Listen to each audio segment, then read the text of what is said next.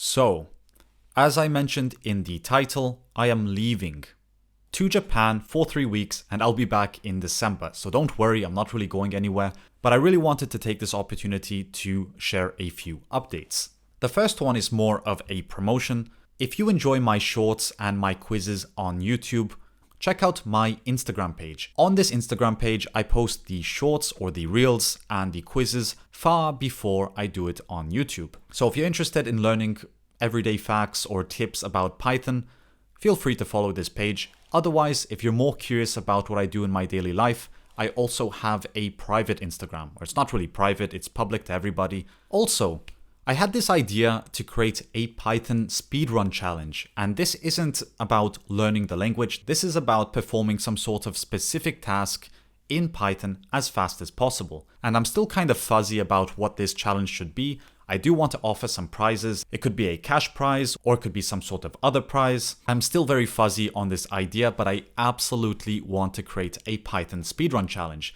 If you have any ideas of what the Python speedrun challenge can be, please leave it in the comment section down below. I will use these ideas to further create this challenge someday so that we can have some cool Python speedruns. And again, I'm not talking about learning the language as fast as possible. I want to create some sort of challenge which challenges the Python programmer to use their Python skills as fast as possible.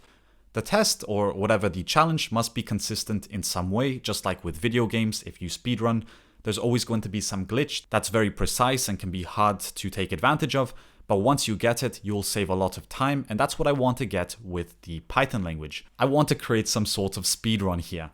So do let me know what you think about this idea in the comment section down below. But yeah, otherwise I don't really have any other updates. So I guess with all that being said, as always, thanks for watching, and I'll see you in the next video.